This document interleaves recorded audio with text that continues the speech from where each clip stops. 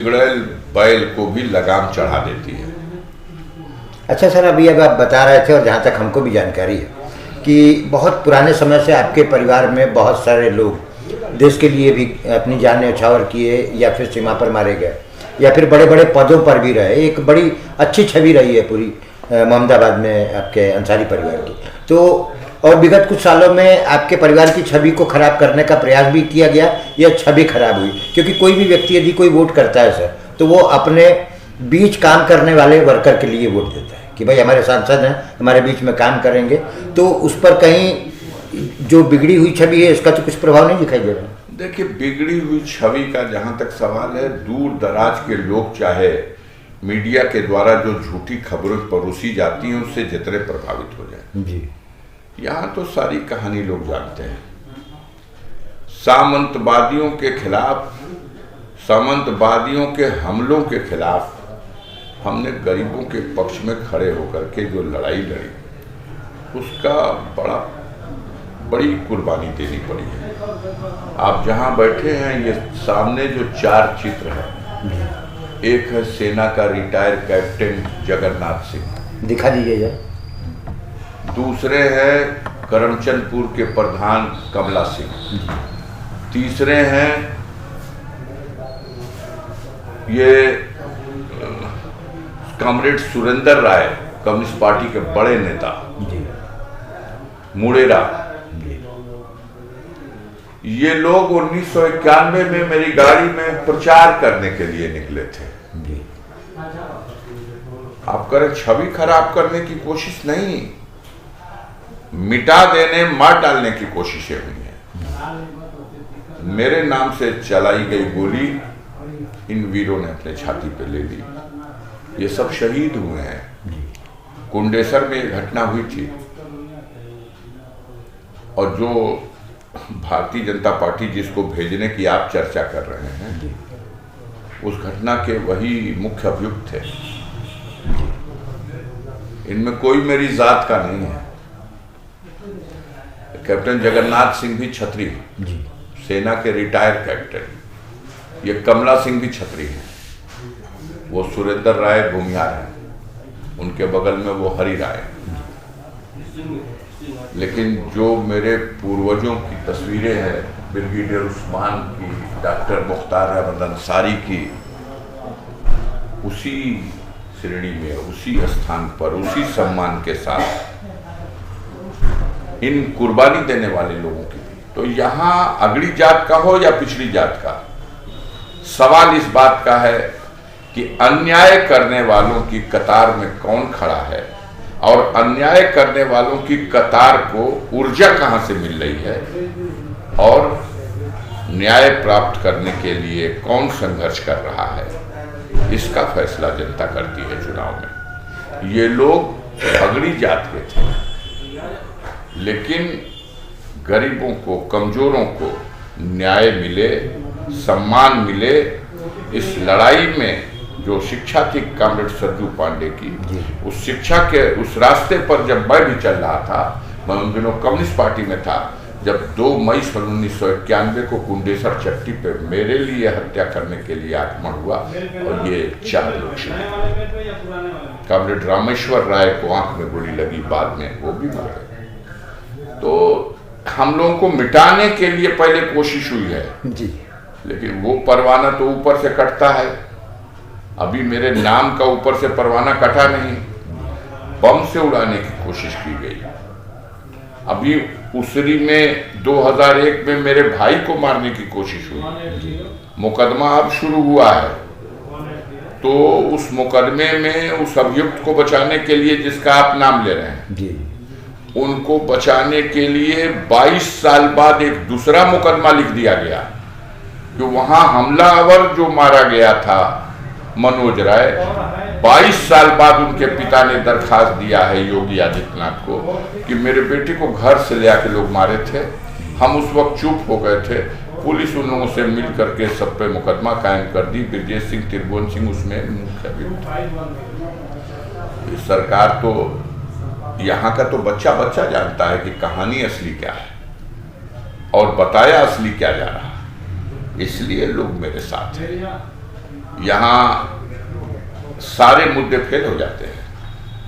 9% 10% की आबादी है मेरे समाज की, मेरे कौम की। मुझे तो हिंदू भाई इतना प्यार देते हैं और इतना वोट देते हैं कि मुस्लिम वोट के 4 गुना ज्यादा वोट हमारे साथ हिंदू भाइयों का है। कल सर गौसपुर मार्केट है यहाँ पास में, गौसपुर गांव में, तो वहाँ पे एक व्यक्ति से मेरी बात हो रही थी। वो बोले कि देखिए सर, हकीकत ये है कि सांसद जी इस बार तो कुछ नहीं कर पाए, कुछ मजबूरियाँ, बहुत ज़्यादा काम नहीं कर पाए, लेकिन यहाँ की पूरी जनता उसको उनको ही वोट करने वाली है। तो मैं ये कह रहा था सर कि क्या कारण रहा है कि बहुत ज़्यादा आपको जो देना चाहिए था अपने इस काल में वो नहीं दे पाए? भाई करा हूँ 268 किलोमीटर पक्की सड़क इस कार्यकाल में 19 से और 23 के बाद PMGSY योजना के तहत गाजीपुर सांसद के प्रस्ताव पर उस स्वीकृत हुई, अनुमोदन हुआ, बजट आया और बनी। 193 किलोमीटर सड़क बनाने के लिए प्रस्ताव दिया है, विभागीय स्वीकृति हो चुकी है, केंद्र में फाइल जा चुकी है।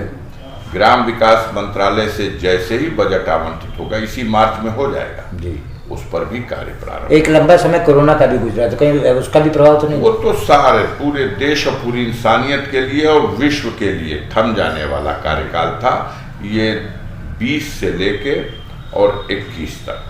लेकिन उसी में काम तो करता रहा आदमी। लोगों के दुख दर्द को बांटना भी ये काम है।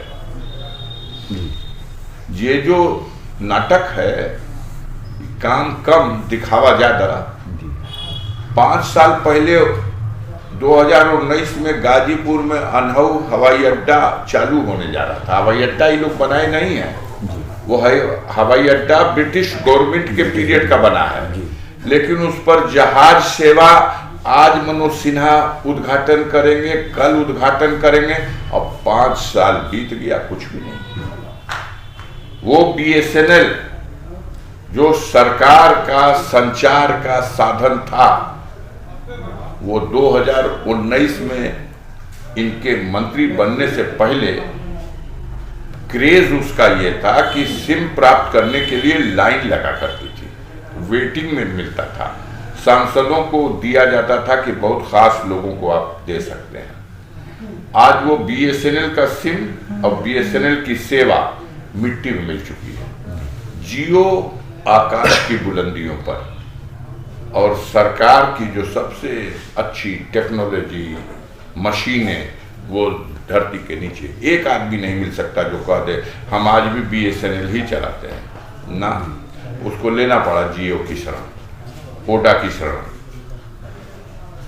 एयरटेल की शरण, किसी न किसी प्राइवेट जो सरकारी था उसका भट्ठा बैठा दिया। फिर भी उनके जो सिखाए पढ़ाए लोग हैं, अरे मनोज सिन्हा तो विकास पुरुष हैं। अब विकास पुरुष हैं तो अब उस पर क्या टिप्पणी करें?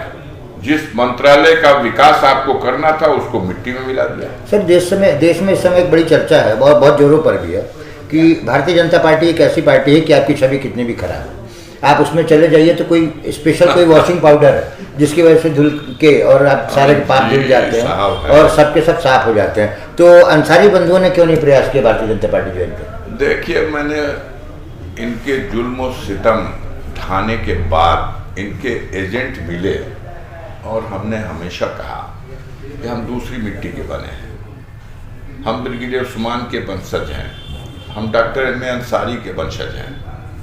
हमारे परिवार ने देश के स्वतंत्रता आंदोलन में कुर्बानी दी। हमारे परिवार ने मातृभूमि की रक्षा में कश्मीर के बॉर्डर पर अपने प्राण दिया। हम अपने उस इतिहास को, जो एक गौरवशाली इतिहास है, उससे कभी समझौता नहीं कर सकते। हम उन्हीं बुजुर्गों का खून मेरी रगों में है। हम जालिमों के सामने कभी घुटना नहीं टेक सकते। मर जाना कबूल करेंगे, लेकिन अत्याचारियों के सामने घुटना नहीं टेकेंगे।